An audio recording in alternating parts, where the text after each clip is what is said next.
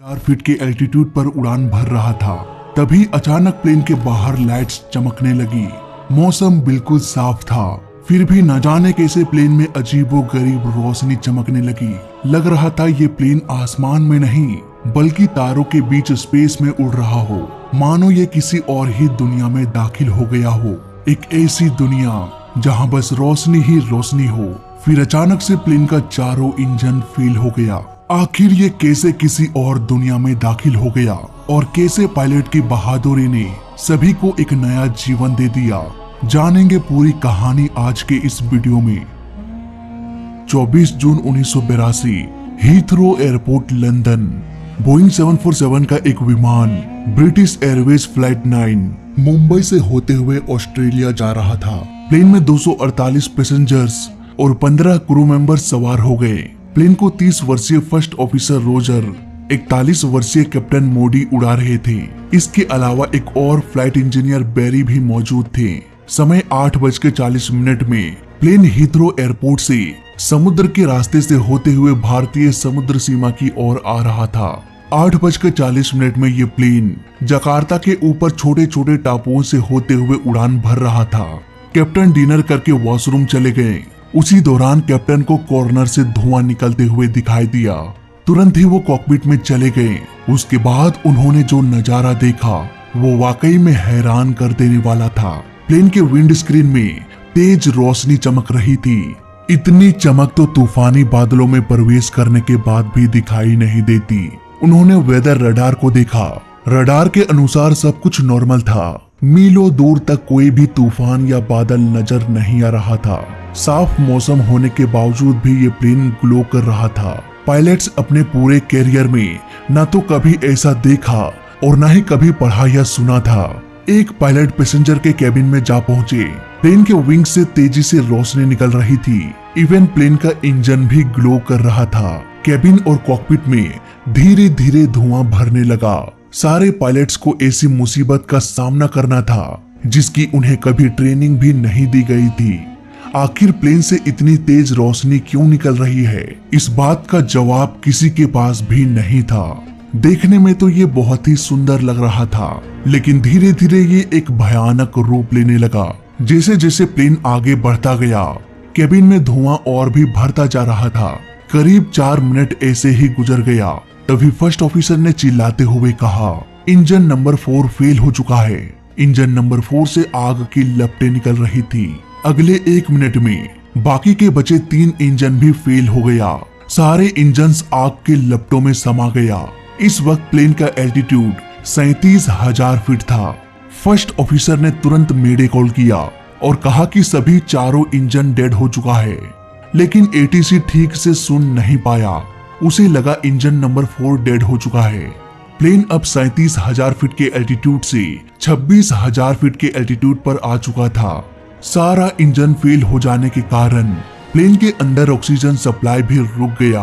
Plane में APU यानी कि ऑक्सिलरी पावर यूनिट भी होता है, जो ऐसे कंडीशन में सांस लेने के लिए ऑक्सीजन सप्लाई करता है। लेकिन अफसोस एपीयू में भी कुछ गड़बड़ी हो गई। इतना होने के बाद प्लेन का एल्टीट्यूड, एयर स्पीड, सारे के सारे सेंसर्स रॉन्ग इंडिकेशन देने लगा। उधर सारे पैसेंजर्स भी ये सब देखकर बहुत डर चुके थे और अपने रिलेटिव्स को मैसेज करने के लिए नोट लिखने लगे, ताकि मौत के बाद आखिरी खत घर वालों को नसीब हो सके। बोइंग 747 का ग्लाइड रेशियो 15:1 होता है, यानी कि अगर प्लेन 15 फीट आगे जाएगा तो ये 1 फीट नीचे भी जाएगा। इस तरह से ये प्लेन बिना इंजन के आगे की ओर ग्लाइड कर सकता है। इसी हिसाब से पायलट ने कैलकुलेट किया कि क्या इस प्लेन को जकार्ता एयरपोर्ट तक पहुंचाया जा सकता है या फिर नहीं। यहाँ पर उन्हें सबसे बड़ी निराशा हाथ लगी, क्योंकि रास्ते में एक विशाल पर्वत था। ये प्लेन किसी भी कीमत पर बिना इंजन के पर्वत के ऊपर से उड़ नहीं सकता था। हाँ, अगर कोई चमत्कार हो जाए और चारों में से एक इंजन स्टार्ट हो जाए तो शायद प्लेन क्रैश होने से बच सकता था। पायलट्स के पास अब कोई भी रास्ता नहीं बचा सिवाय रिस्क लेने के। अब प्लेन धीरे धीरे पर्वत की ओर बढ़ता गया।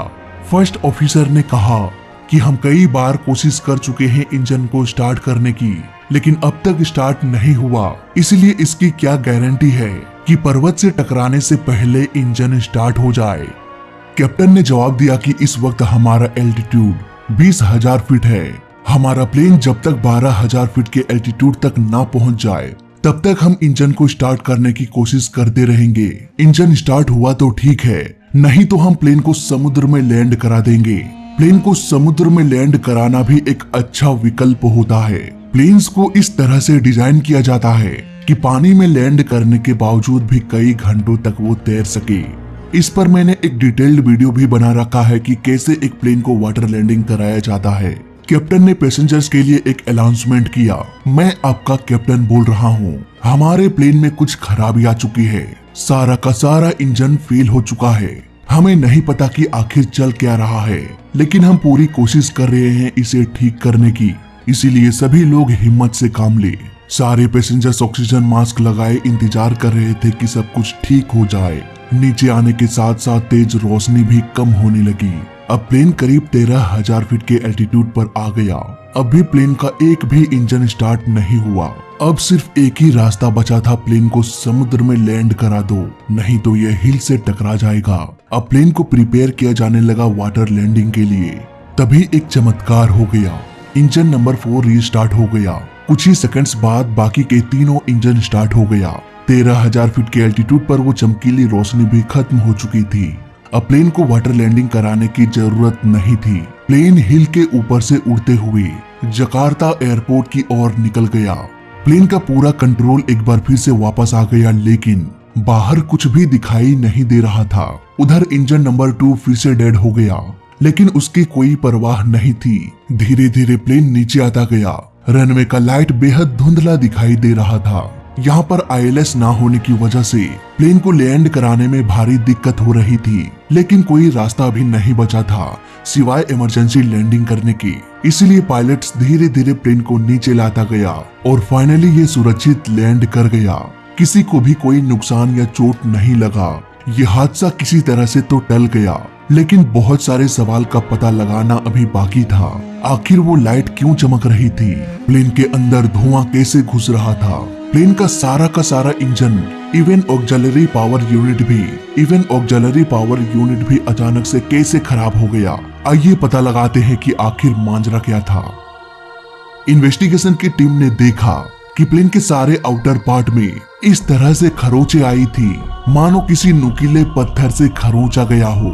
लेकिन सवाल ये आता है कि उतने ऊंचाई पर पत्थर कहां से आ जाएगा? इसीलिए माइक्रोस्कोपिक लेवल पर इसका जांच किया गया। इसके बाद पता चला कि ये एक सफेद रेत के कारण हुआ है। ऐसा रेत एक ज्वालामुखी से निकल सकता है। इतना सब कुछ पता लगाने के बाद पूरी कहानी समझ में आने लगी। हाल में ही जकार्ता के एक आइलैंड में ज्वालामुखी विस्फोट हुआ था। इसके अंदर से निकल रहे गैस में बहुत सारे पार्टिकल्स होते हैं, जैसे कि सिलिकेट, एस, स्टोन। इन क्लाउड्स में जो व्हाइट क्लाउड होता है उसका साइज बेहद छोटा और हल्का होता है, लगभग 1 माइक्रोमीटर की। इसलिए ये गर्म गैस के साथ मिलकर लगभग 100 किलोमीटर की दूरी भी तय कर सकता है। यही हल्के गैस के बादल 37,000 फीट के एल्टीट्यूड पर भी पहुंच गया था। जब हाई स्पीड से गुजरता हुआ प्लेन इन छोटे छोटे पार्टिकल से टकराने लगा, तब तेज रोशनी चमकने लगी। ऐसा लगने लगा मानो पूरे के पूरे प्लेन को किसी रोशनी वाले दानव ने निगल लिया हो। यहाँ पर प्लेन का वेदर रडार भी सिर्फ वाटर ड्रॉप्स को ही डिटेक्ट करके ये बताता है कि मौसम कैसा है, आगे बादल है या नहीं। अब क्योंकि वोल्केनिक एस बेहद सूखा था, इसीलिए वेदर रडार ये बता रहा था कि मौसम साफ है। ये रडार वोल्केनिक एस को डिटेक्ट नहीं कर पा रहा था। वोल्केनो से बहुत सारे सिलिकेट्स के पार्टिकल्स निकलते हैं, जिसका बॉइलिंग टेम्परेचर लगभग 1100 डिग्री सेल्सियस होता है, जबकि प्लेन का इंजन 1400 डिग्री सेल्सियस तक गर्म हो सकता है। जब ढेर सारा सिलिकेट्स पार्टिकल इंजन के अंदर दाखिल हुआ, तब ये धीरे धीरे मेल्ट होना शुरू होने लगा। ये पिघला हुआ सिलिकेट्स सैंड्स इंजन में भरता जा रहा था और धीरे धीरे जाम हो गया। इसीलिए तो सारा का सारा इंजन 1 मिनट के अंतराल में ही बंद पड़ गया। ये रेत के पार्टिकल्स न सिर्फ प्लेन के इंजन पर बल्कि प्लेन के सारे सेंसर्स पर भी अटैक कर रहा था। इसीलिए तो प्लेन के कॉकपिट में पायलट्स को रॉन्ग इंडिकेशन मिलने लगा।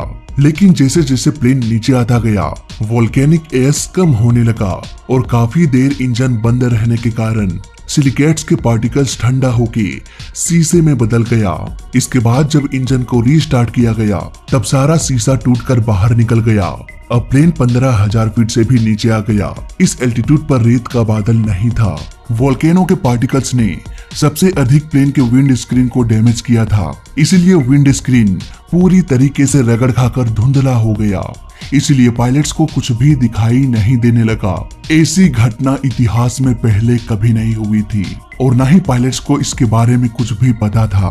पायलट्स की बहादुरी ने सभी 248 पैसेंजर्स और 15 क्रू मेंबर्स की जान बचा लिया। सारे क्रू मेंबर्स को ढेर सारे अवार्ड से सम्मानित भी किया गया। इसके बाद इंजन नंबर 2 और 3 को रिप्लेस करके धूल मिट्टी को साफ करके हटा दिया गया। इसके बाद प्लेन को वापस लंदन मेंटेनेंस के लिए भेज दिया गया। घटना के करीब 19 दिन बाद सिंगापुर एयरलाइन बोइंग 747 उसी रूट से गुजर रहा था, तभी इसके 3 इंजन में खराबी आ गई। इसके बाद इस प्लेन को भी इमरजेंसी लैंडिंग करा दिया गया। इतना सब कुछ होने के बाद उस रूट को नो फ्लाइंग जोन घोषित कर दिया गया, जब तक कि उस वोल्केनो से लावा निकलना बंद ना हो जाए। ये हादसा एविएशन इंडस्ट्री को बहुत सारा सीख दे गया।